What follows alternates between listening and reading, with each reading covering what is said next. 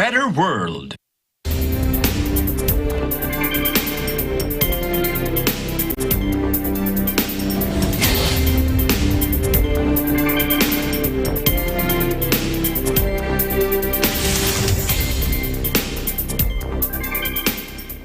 Hello, I'm Alma Angeles, and you're watching Eagle News International. And I'm CJ Hero. Welcome to our program. Now on tonight's headlines. And Britain began the biggest vaccination program in the country's history, with a 90-year-old grandmother becoming the first person to receive the COVID vaccine produced by Pfizer and BioNTech. Trying to guess. The top infectious disease expert in the U.S., Dr. Anthony Fauci, warned of a surge upon a surge of coronavirus cases as Americans travel for the holidays. Undoubtedly, the most aggressive mandated testing system. Facebook and Google could be required to pay news outlets for their content, and the world-first legislation set to be introduced to Australia's Parliament on Wednesday. And the highest point on Earth got a bit higher Tuesday as China and Nepal finally agreed on a precise elevation for Mount Everest after decades of debate.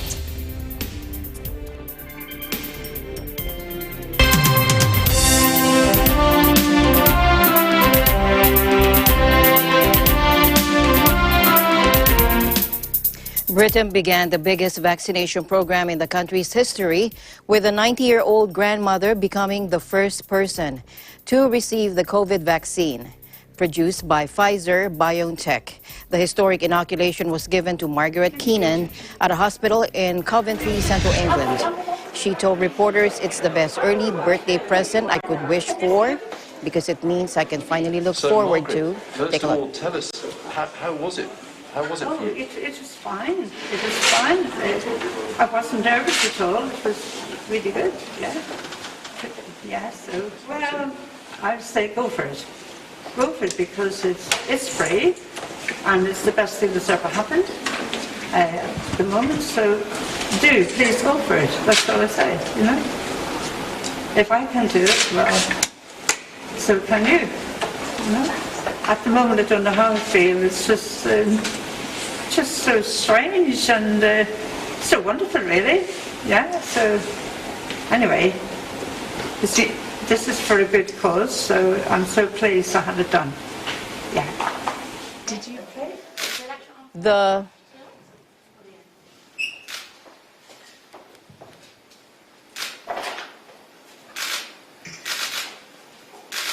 The first in line to get the vaccine on what has been dubbed V-Day are the over 80s, care home workers, and at-risk frontline health and social care staff. They will then require a second jab in 21 days' time. Prime Minister Boris Johnson, who spent days in intensive care with COVID-19 earlier this year, called it a huge step forward in the UK's fight against the coronavirus. Health officials have already run into a logistical headache about how to administer the vaccine to elderly or infirm care home residents. The vaccine needs to be stored at -70°C, leaving hospitals and other medical hubs as the only places able to deal with such ultra-low temperatures. With the Pfizer BioNTech drug made in Belgium, concerns have also been raised about potential disruption to supply when Britain leaves the EU single market and customs union. But the UK government said the military is on standby to airlift the vaccine if there is any border disruption from January 1st. The public has been largely favorable to the rapid approval of the vaccine, but ministers and health professionals are aware they still need to combat mistrust. Nevertheless, it has been reported that Queen Elizabeth II, who at 94 is among those first in line for the vaccination because of her age, could front a public awareness campaign urging compliance. Okay, great. The head of the World Health Organization said as countries plan to roll out COVID-19 vaccines in the coming days, weeks and months, health workers and other at-risk populations should be prioritized for vaccination. The recommendations are based on the so-called values framework and population prioritization roadmap issued by a WHO advisory group on immunization. Watch this. As countries plan to roll out vaccines in the coming weeks and months, we urge them to prioritize vaccinating those most in need, based on the values framework and population prioritization roadmap issued by WHO's Strategic Advisory Group of Experts on Immunization. These documents provide recommendations on who should be considered for vaccination first and lays out the values that inform those recommendations. These are not easy decisions. Vaccinating health workers who are at high risk of infection will help to protect them and the health system. People at highest risk of serious disease or death as a result of age are also a high priority group because protecting them will reduce severe disease and death and take the burden off health systems. Actually, there are very few cases where vaccines are mandatory in countries because countries have different regulations and they usually refer to vaccination in children. We don't have that experience with adults so far, but we do believe that it's much better to work on information campaigns, on making the vaccine accessible to those priority groups who need to be vaccinated first, as we don't have enough vaccine next year to vaccinate the entire population. So it will be up to countries to decide, but the position is that the way it works better is to make sure that people who are in the priority populations to be vaccinated first, that they have the right information and that they can do an informed choice regarding getting the vaccine. I think the issue and the discussion we need to have amongst ourselves, with ourselves, is the issue of what is personal responsibility versus what is a requirement of law. And what are you as an individual willing to do to protect yourself and those people around you? Would I be, if I lived on a desert island, would I necessarily want to have a COVID vaccine? I don't know. But if I was going to visit my 80-year-old mother, she's not in the nursing home, but if she was, would I, if vaccine was available, would I be responsible in going in there, visiting lots of older people without being vaccinated, if a vaccine was available to me? So I think we all have to ask ourselves those questions. And that's when you ask yourself those questions, you tend to come up with the right answers.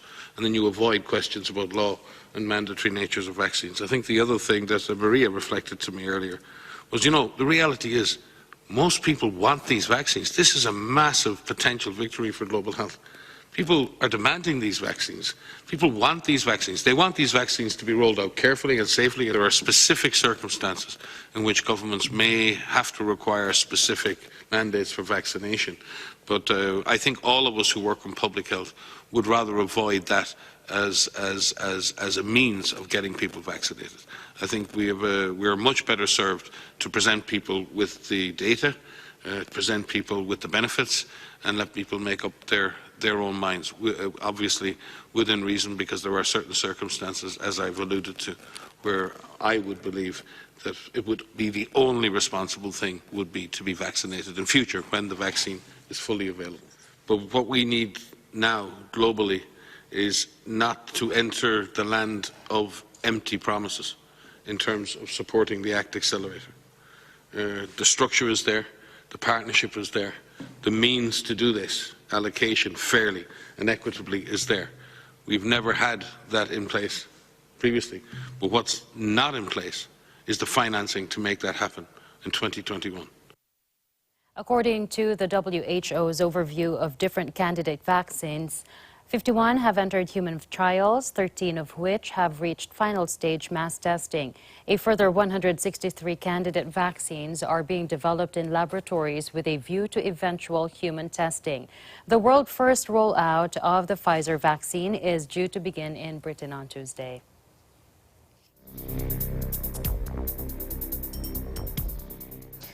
A new week brings sharply higher COVID-19 numbers with no end in sight. The United States is now averaging nearly 2,200 deaths per day, and health officials are warning of new spikes after the holiday gathering. In California, almost 85% of residents went under stay-at-home orders.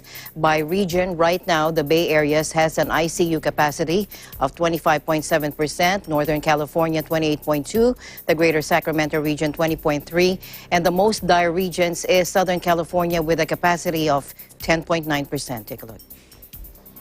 The ICU, many people, some of the regions dealing with COVID had roughly 35% of their ICU capacity filled up with COVID-positive patients. We've seen that figure eclipsed.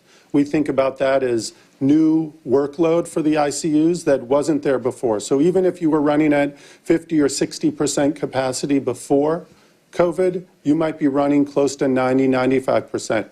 And those facilities that were running higher are even more impacted, working to cut down demand by delaying for a period of time some procedures and scheduled surgeries. You can only wait to put in a new heart valve or a dialysis catheter or all of these procedures that are indeed scheduled, sometimes called elective procedures. But they're elective maybe for a day or two, but not for months. So really working together, the ICUs is a very important metric for us. Preserving it is going to help us save lives. Preserving it's going to help us create the room that we need in our healthcare delivery system. The lockdown in America's most populous state forced most offices to close and ban gatherings among different households, while bars and service such as hair salons were shut and restaurants only allowed to serve takeaways.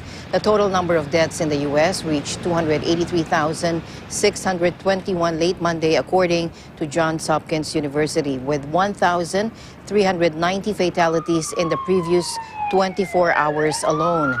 The total number of cases in the country stood at 14,932,613. President-elect Joe Biden is supposed to take office on January 20, and he will be immediately responsible for an immunization drive set to launch this month. The U.S. is expected to grant emergency authorization for the Pfizer and Moderna vaccines this week, and it hopes to vaccinate millions of people by the end of the year.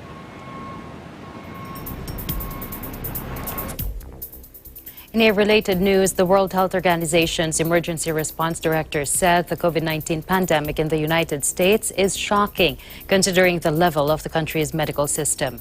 At the agency's regular Monday briefing, Mike Ryan said the U.S. has accounted for a third of all world cases over the last number of weeks. And an unwelcome but potentially life-saving message for the holiday season: don't hug. Watch this. Atlanta. I mean, the U.S. is accounting for a third of all world cases at the moment over the last number of weeks. The epidemic in the U.S. is punishing. It's widespread. It's quite frankly shocking, to see 1 to 2 persons a minute die in the U.S., a country with a wonderful, strong health system, amazing technological capacities. So it's a horrible thing to think that we would be here as the World Health Organization saying to people, don't hug each other. It's terrible. But that is the brutal reality in places like the United States right now. And I commend CDC for doing everything they can. WHO's Director of Vaccines, Dr. Kate O'Brien, warned that while immunization campaigns to combat COVID-19 should help slow the pandemic, having vaccines is not going to be a switch that means an automatic end to the pandemic.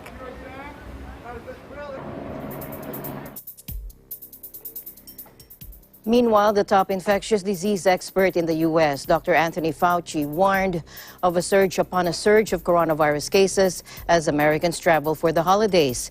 As case numbers continue to rise, experts are worrying that the surges will increase if Americans gather with family for the December holidays. Take a look.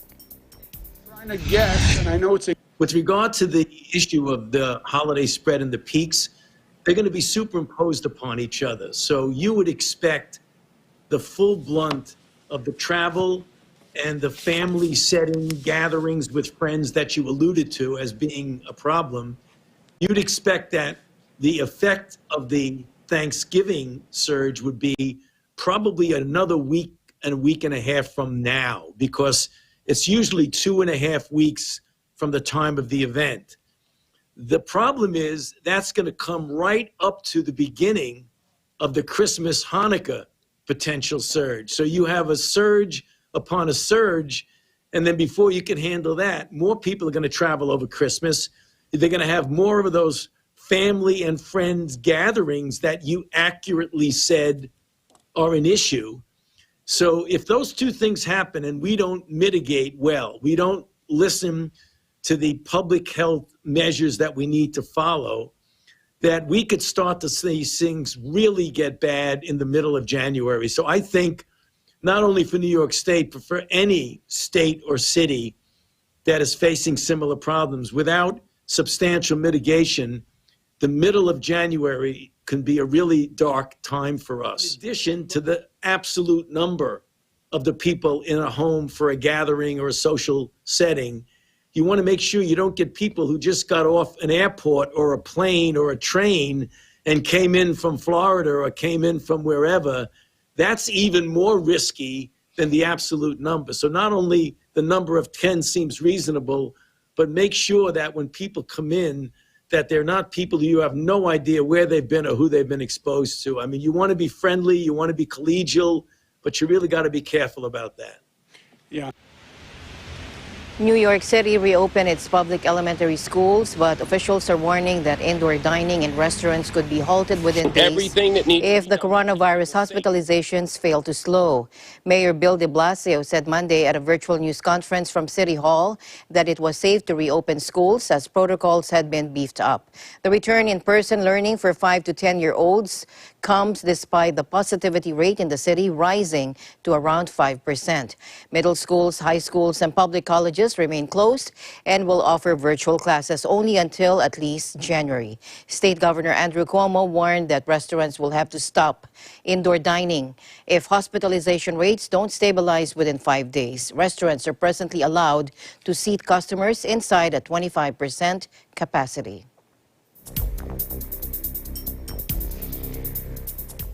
New York City elementary and pre-K schools reopened today for in-person learning despite a recent surge in coronavirus cases. Michael Mulgrew, president of the United Federation of Teachers, explained that middle schools and high schools will not open unless the city has the ability to guarantee they can monitor 20% of every school building throughout the metropolitan area on a weekly basis. Let's listen in.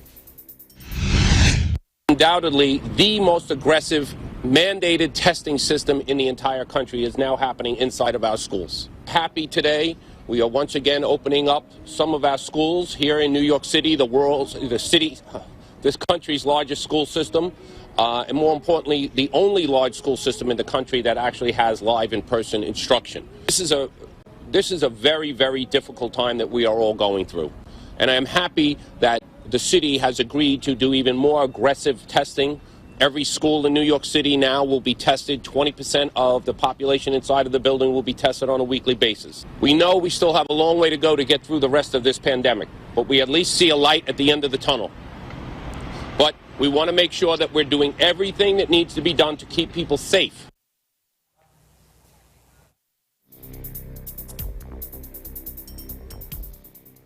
Pfizer and BioNTech will deliver the first doses of their COVID-19 vaccine to Canada this month, according to Prime Minister Justin Trudeau, with inoculations to start as early as next week. Another vaccine candidate developed by Moderna could also be shipped as soon as December, according to the American company.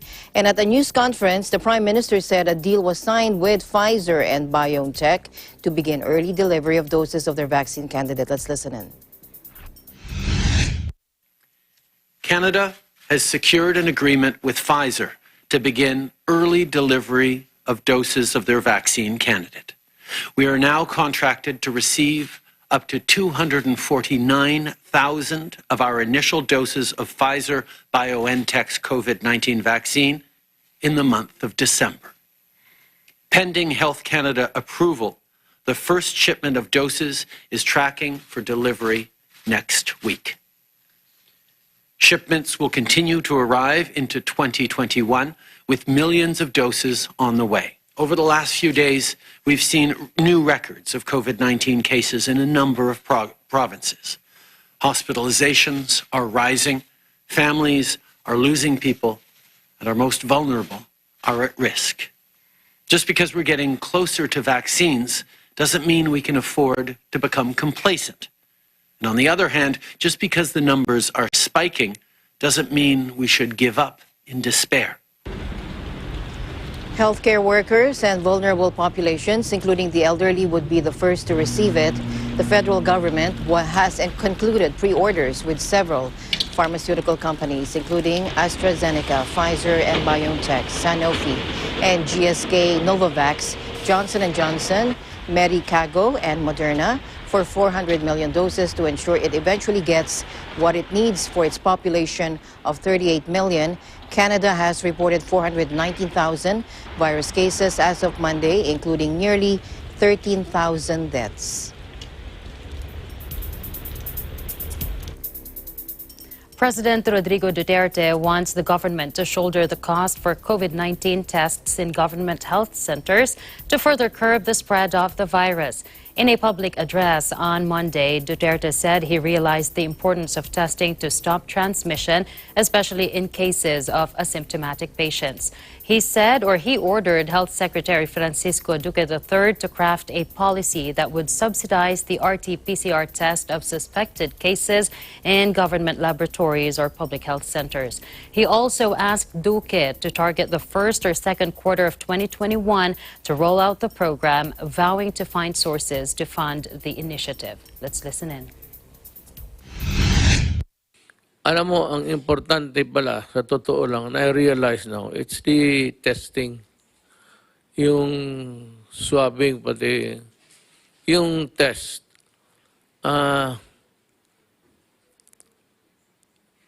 Kasi mahal, I'm trying to figure out a cheaper way of doing it.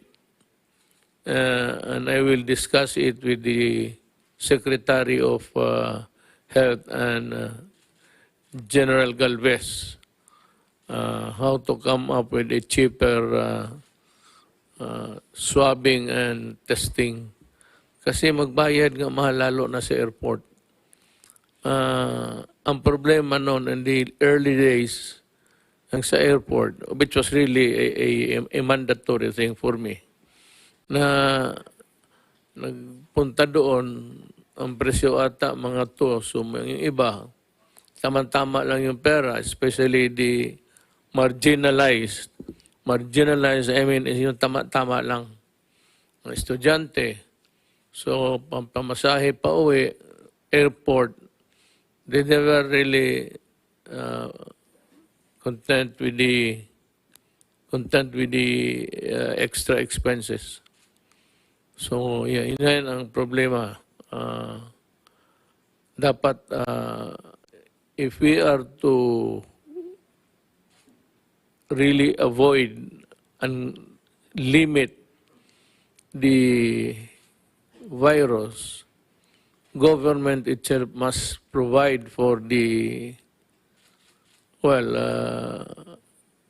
curative and palliative or whatever, preventive. And one of those is really the swabbing, para maraman ka.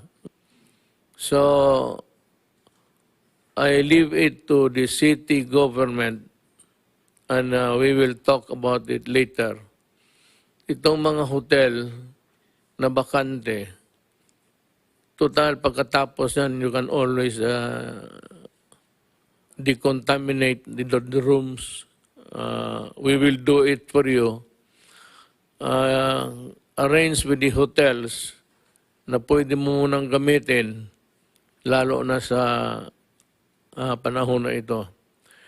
And to the owners of hotels, inns, motel maybe, kung wala nang iba, nagkulang, to accommodate the Filipinos who are in need of help.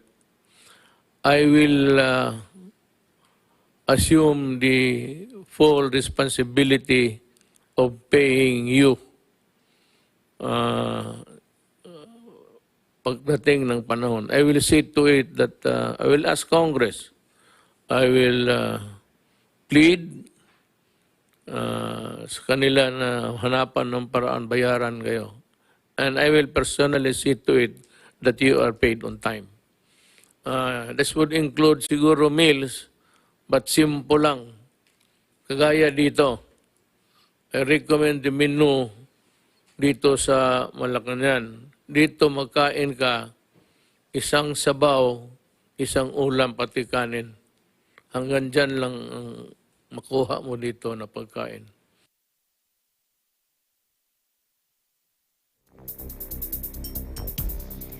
Meanwhile, President Duterte also assured that the purchase of COVID-19 vaccines for Filipinos will be free from corruption, with vaccine czar Carlito Galvez Jr. in charge.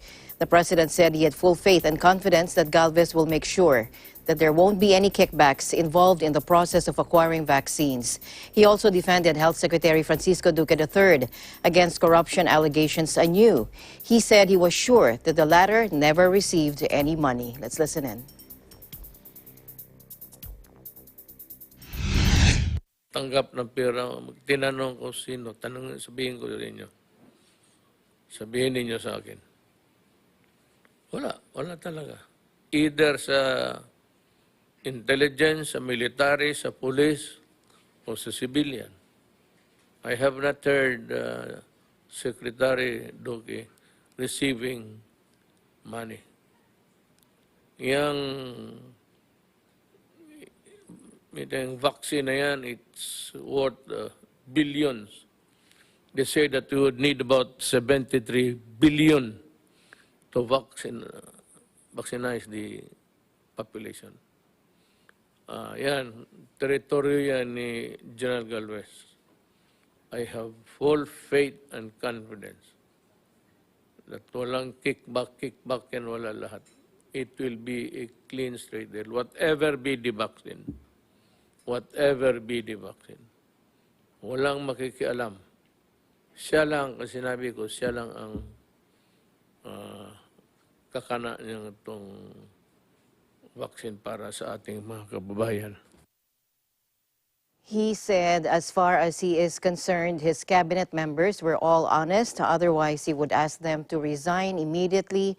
He also said there's no use of governing a country when people no longer believe in their leaders.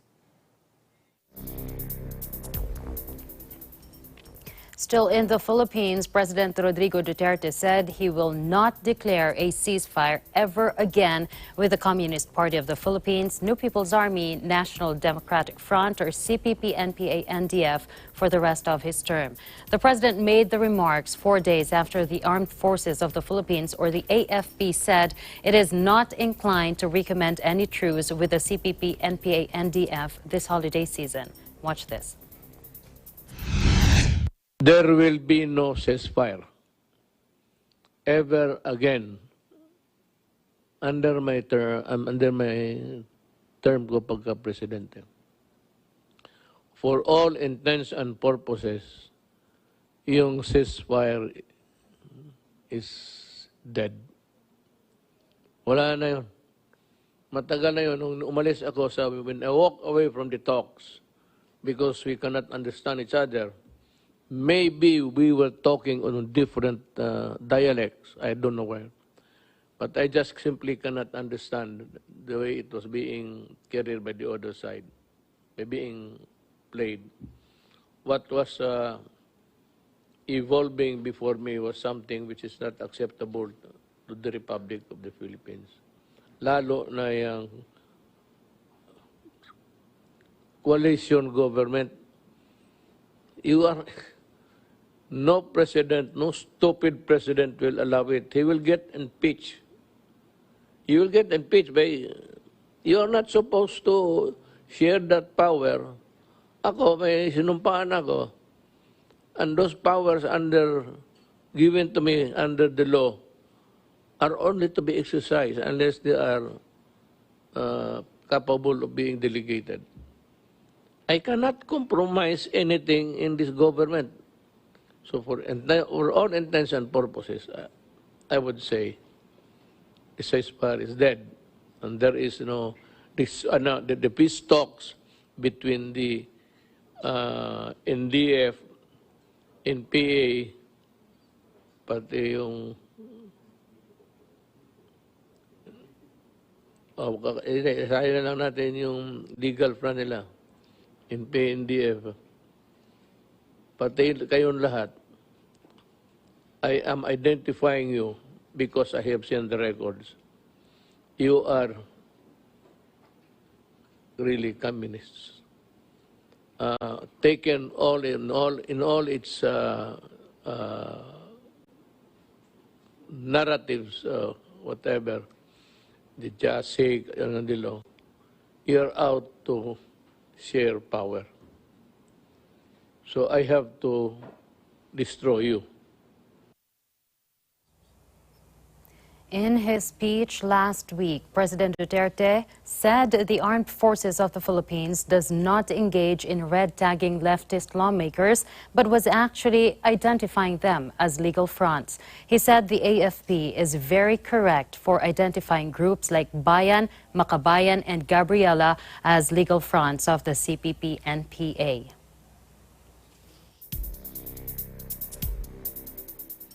And before we go on a break, legendary singer-songwriter Bob Dylan has sold his entire catalog of songs to Universal Music Publishing Group.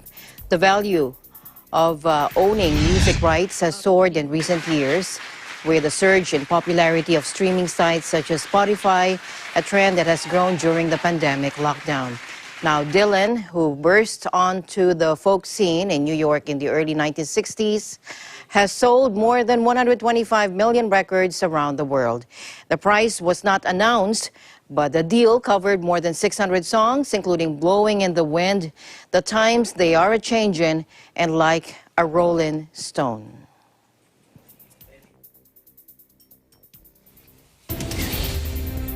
Priceless. Eagle News, we'll be right back. Stay tuned.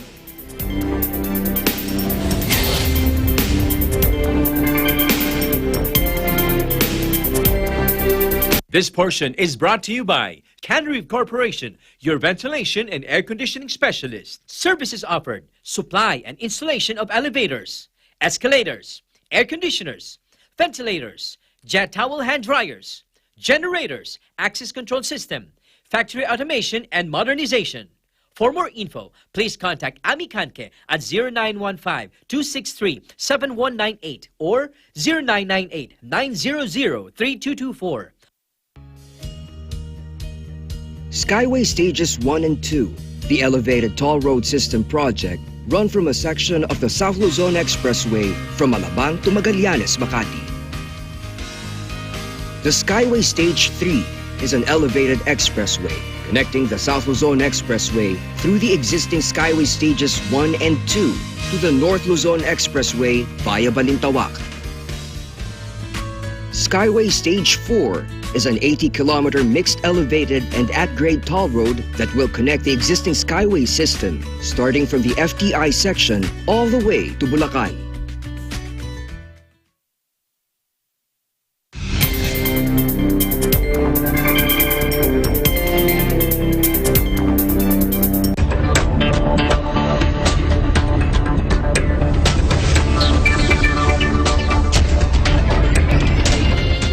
Welcome back to the news. At least 3 HSBC accounts related to a Hong Kong church that helped pro-democracy protesters during last year's unrest have been frozen, its pastor said Tuesday, the British bank's second politically sensitive suspension in a week.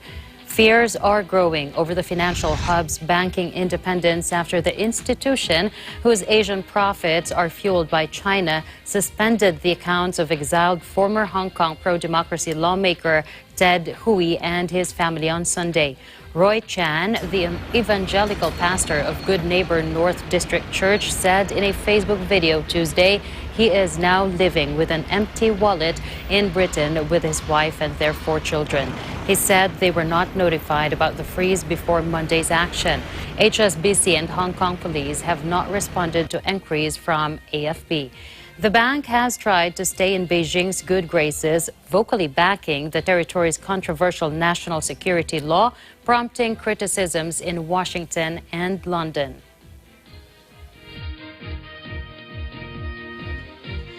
In other business news, Japan's government on Tuesday approved more than $700 billion in fresh stimulus to fund projects from anti-coronavirus measures to green tech, the country's third such package this financial year. The COVID-19 pandemic has wrought global economic carnage, and countries across the world have announced massive cash injections. Japan's latest package, worth 73.6 trillion yen, includes loans, schemes, and actual government spending of around 40 trillion yen. It is the first stimulus spending Prime Minister Yoshihide Suga has announced since taking office in September, and it comes as Japan faces a spike in COVID-19 infections, with record numbers of new cases reported in recent weeks. Japan officially exited recession last month after 3 quarters of contraction and hopes to cement its recovery with the latest spending, which follows 2 previous packages this year, each worth around 117 trillion yen.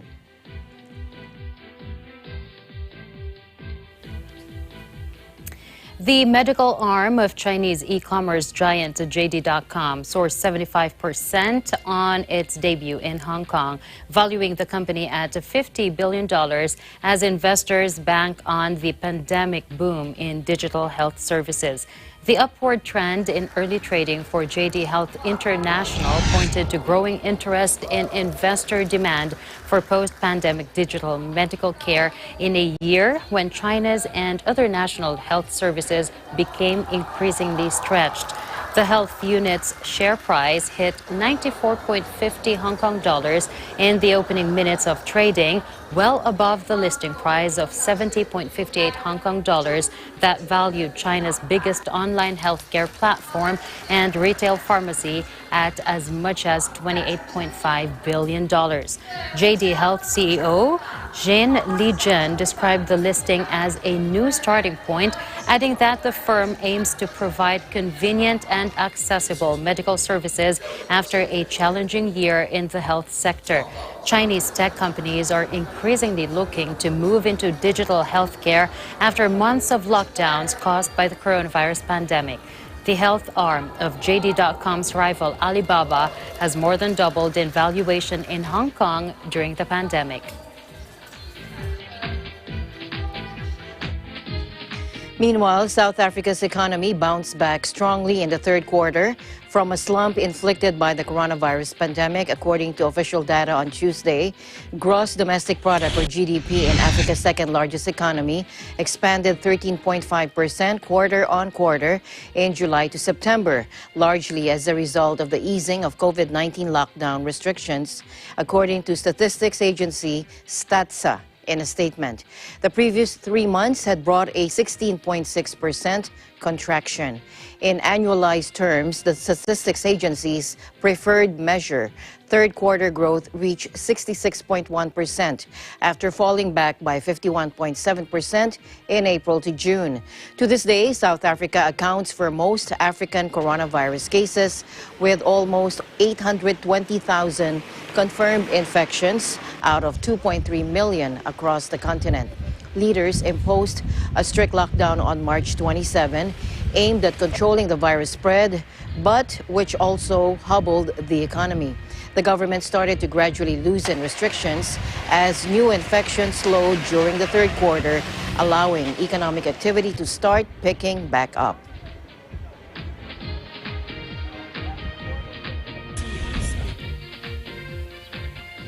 Visiting the hospital where he was treated for COVID-19, Boris Johnson watches a woman become the first person in London to receive the Pfizer-BioNTech vaccine and discusses Brexit, saying there are limits beyond which obviously no sensible independent government or country could go in negotiations with the EU. Watch this. But I think the UK government's position is that we're willing to engage at any level, political or otherwise. We're willing to try anything, do it. Of course we are. But there are just limits beyond which, obviously, no sensible independent government or country could go, and people have got to understand that. On January the 1st, whatever happens, there's going to be change, and people need to get ready for that change. Britain left the EU on January 31st and entered a transition period to allow negotiations to establish a trade relationship with zero tariffs and zero quotas. Sources agree the hardest issue has been how to guarantee fair trade in the future or future ties and establish a quick penalty mechanism if either side were to backtrack on, for example, environmental or health standards. The EU fears Britain slashing its regulations, which could allow its companies to undercut European firms. Johnson boasts Britain will thrive whatever the outcome of the talks and has rejected asking for a longer transition or to prolong the negotiations into next year.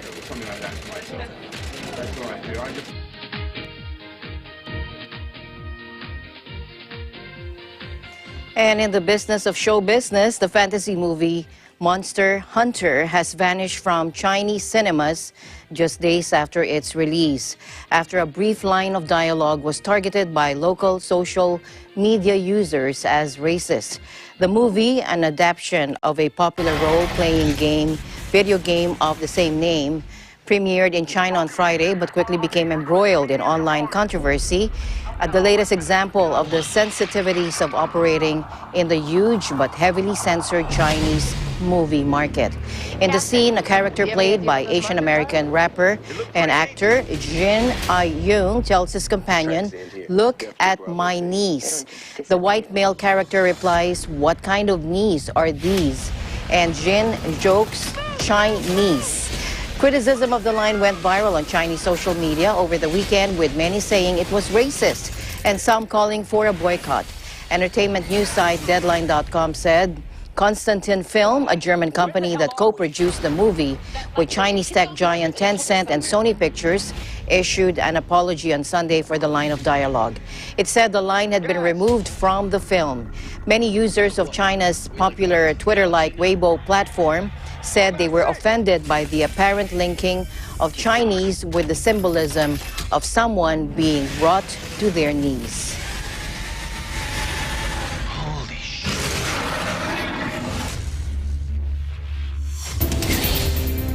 We still have more updates for you. Please don't go away.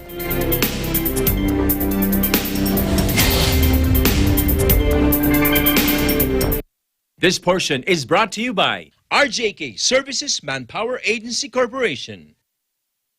Kumanta, sumayaw tayong lahat. Saya-saya.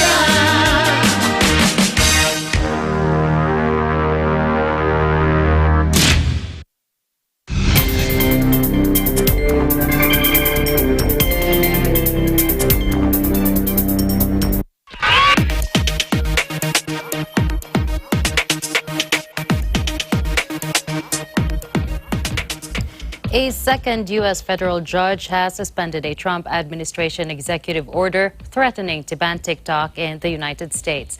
The preliminary injunction granted late Monday by Judge Carl Nichols in a district court in Washington, D.C., comes more than a month after a similar decision in Pennsylvania. Nichols said TikTok's lawyers had demonstrated that the Commerce Department likely overstepped its authority by seeking to ban the popular social media app and acted in an arbitrary and capricious manner by failing to consider obvious alternatives. The White House claims TikTok is a national security risk because of potential links to the Beijing government through its Chinese owner ByteDance. President Donald Trump signed an executive order on August 6, giving Americans 45 days to stop doing business with ByteDance, effectively setting a deadline for a sale of the app to a U.S. company. And Facebook and Google could be required to pay news outlets for their content in world-first legislation set to be introduced to Australia's parliament on Wednesday. In one of the most aggressive moves to check the power of the U.S. digital giants, Canberra plans to compel the companies to pay media organizations when their platforms host their content or face millions of dollars in fines. Treasurer Josh Frydenberg said the new rules will be introduced to Parliament on Wednesday and are expected to come into effect next year. The firms will be required to compensate Australian media outlets, including public broadcasters ABC and SBS, who were initially excluded from the plans. The government has decided to exempt other popular platforms such as YouTube and Instagram from the rules. Frydenberg said the tech giants will now be required to notify media companies only when conscious changes to algorithms would have a significant impact on search rankings, with 14 days notice rather than the 28 days first suggested. Australia initially proposed a voluntary code of conduct but toughened its stance after deciding the unequal bargaining position between traditional news media businesses and digital platforms would prevent fair deals being struck. Frydenberg also said that the two sides would still be encouraged to reach commercial agreements, but if that failed, they would be sent to binding arbitration.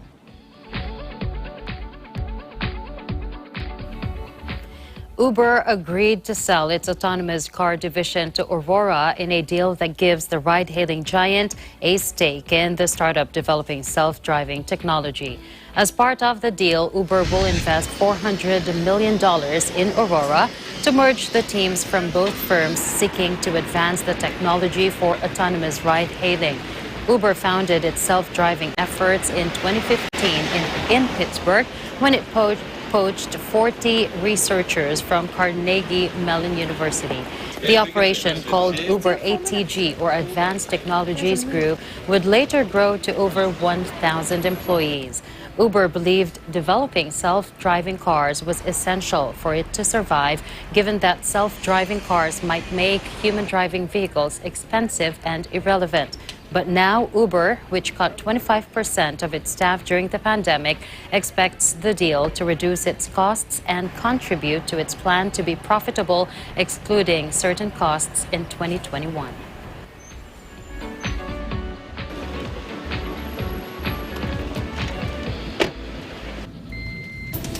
We'll be back with more news right after this break. Stay tuned. This portion is brought to you by Kubert, an expert in air conditioning and electromechanical, also engaged in structural, electrical, fire protection, plumbing, and sanitary services. Kubert, your ultimate MEPS and air conditioning solutions. Mula noon hanggang ngayon, gabay natin ang MTRCB ratings sa matalino at responsableng panonood.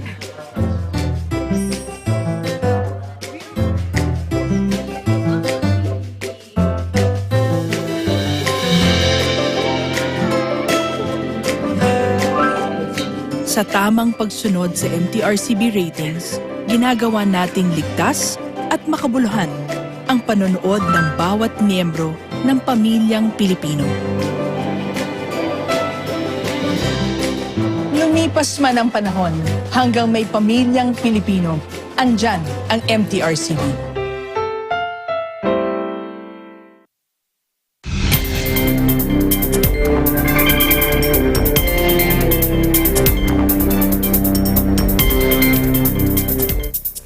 Welcome back. President-elect Joe Biden has chosen Lloyd Austin, who led U.S. troops into Baghdad in 2003 and rose to head the U.S. Central Command, as the first African-American Secretary of Defense, according to U.S. media on Monday.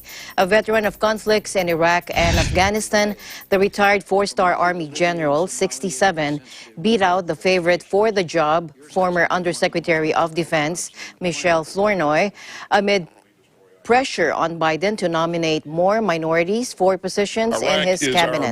CNN, Politico, and the New York Times cited unnamed sources familiar with the decision after President-elect Joe Biden said earlier Monday that he had made his choice and would announce it on Friday. Austin would require Senate confirmation to take up the post.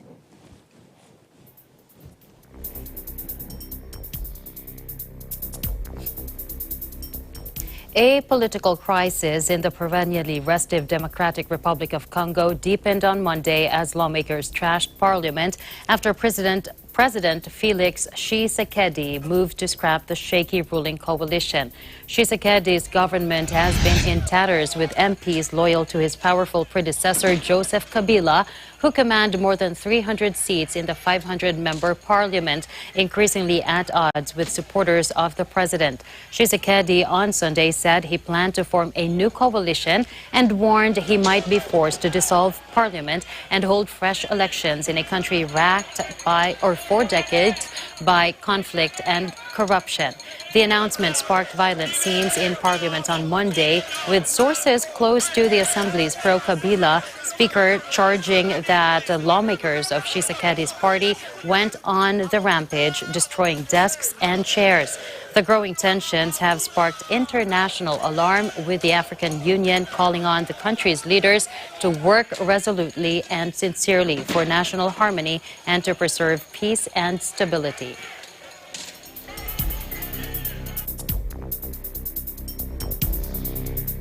In other news, hundreds of people have been treated for mystery illness in a southern Indian town, with one doctor ruling out mass hysteria.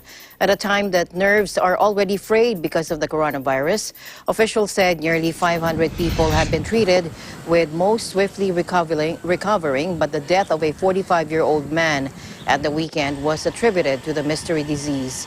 India is already in a grip of coronavirus, with the world's second highest number of cases, and soon expected to pass 10 million. They released a report on Monday which said symptoms included epilepsy for 3 to 5 minutes, forgetfulness, anxiety, vomiting, headache, and back pain. And according to district officials, the illness is not spread person to person. Some officials pinpointed a possible role of chemical additives in pesticides, while residents have highlighted a problem with garbage and feral pigs. The government has sent doctors from the National Institute of Virology, National Center for Disease Control, and the All India Institute of Medical Sciences. They've been sent to investigate.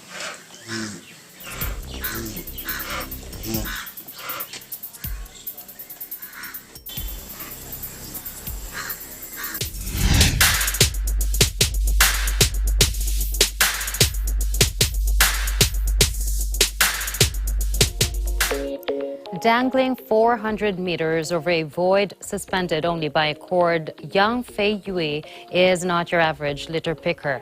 The 48-year-old's job is to abseil down cliffs on central China's Tianmen Mountain, an area famed for its natural beauty but plagued by plastic and other waste. Local media called Yang and his team the Spider-Man after the skyscraper scaling superhero, and it's easy to see why. Watch this.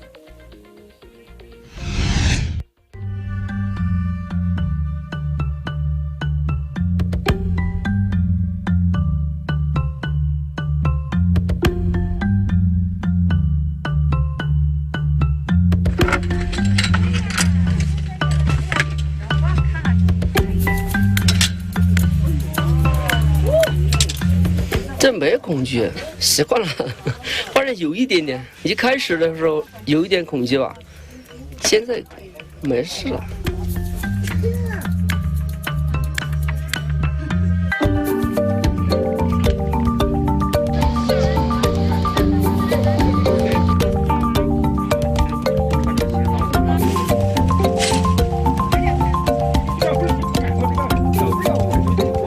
比以前垃圾少一点，现在有个人素质好一点了。以前开始捡的时候太多了，每天下去要捡20袋都有。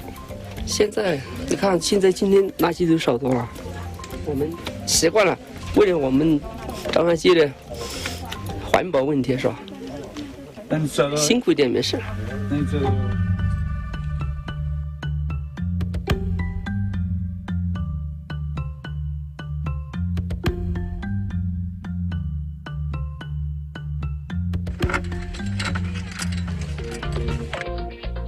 And the highest point on Earth got a bit higher Tuesday as China and Nepal finally agreed on a precise elevation for Mount Everest after decades of debate. The agreed height unveiled at a joint news conference in Kathmandu of 29,031 feet was 2.8 feet higher than the measurement previously recognized by Nepal and more than 4 meters above China's official figure. The discrepancy was due to the China measuring the rock base on the summit and not, as with the new reading, the covering of snow and ice on the peak. Nepal decided to conduct the survey, its first, after suggestions that tectonic plate movements, including a major earthquake in 2015, may have affected the height.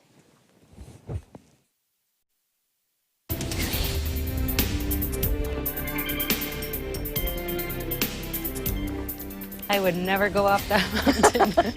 I actually know someone who has been there. Yeah, Mount Everest? Yeah. Really? Filipino, yeah. Well, that's it for tonight's broadcast. Thank you so much for joining us. I am CJ Hero. Join us again tomorrow. Could be exciting, though. Scary, though. At the end of the day, there remains so much more to be grateful for. I'm Alma Angeles, and we live in interesting times.